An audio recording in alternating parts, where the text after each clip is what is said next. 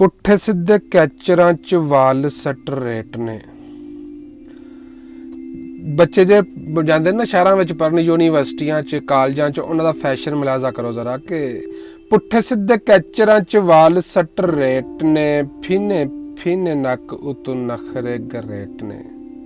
ਪੁੱਠੇ ਸਿੱਧੇ ਕੈਚਰਾਂ 'ਚ ਵਾਲ ਸੱਟ ਰੇਟ ਨੇ, ਫੀਨੇ ਫੀਨੇ ਨੱਕ ਉਤੋਂ ਨਖਰੇ ਗਰੇਟ ਨੇ। ਅੱਖਾਂ ਵਿੱਚ ਕੱਜਲੇ ਤੇ ਬਾਹਰ ਦੀਆਂ ਸੈਂਟਾਂ, ਪਿੰਡਾਂ ਵਿੱਚ ਬੁਰਕੇ ਤੇ ਇੱਥੇ ਜੀਨ ਪੈਂਟਾਂ, ਫੈਸ਼ਨ ਜਦੀਦ ਨੇ।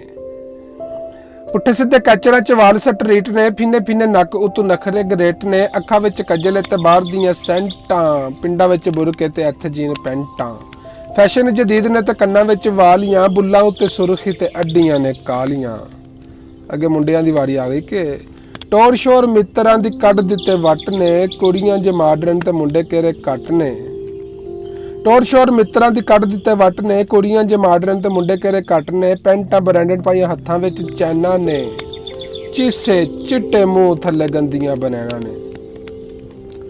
ਪੈਂਟਾਂ ਬ੍ਰਾਂਡਡ ਪਾਈਆਂ ਹੱਥਾਂ ਵਿੱਚ ਚੈਨਾਂ ਨੇ, ਚੀਸੇ ਚਿੱਟੇ ਮੂੰਹ ਥੱਲੇ ਗੰਦੀਆਂ ਬਨੈਣਾ ਨੇ। ਸਿੱਧੇ ਸਾਦੇ ਮੁੰਡੇ ਗੱਲ ਕੋਈ ਹੋਰ ਨਹੀਂ, ਕੁੜੀਆਂ ਨੂੰ ਭੈਣਾਂ ਮੰਨਣ ਦਿਲਾਂ ਵਿੱਚ ਚੋਰ ਨਹੀਂ। ਬਸ 1-2 ਸਾਲ ਨੂੰ ਉਹਨੇ ਰਾਮੂ ਬਣ ਜਾਣਾ ਆ, ਬੜੇ ਬੜੇ ਆਸ਼ਕਾਂ ਨੇ ਮਾਮੂ ਬਣ ਜਾਣਾ ਆ। ਸੂਜੀ ਖੰਡ ਮਿਲ ਕੇ ਕੜਾ ਹੋਣਾ ਚਾਹੀਦਾ, ਭੈਣਾਂ ਨੂੰ ਭਰਾਵਾਂ ਦਾ ਹਯਾ ਹੋਣਾ ਚਾਹੀਦਾ। सुन रहा था जमाना बड़े शौक से, हम ही सो गए दास्तां कहते कहते सलाम आखिरी।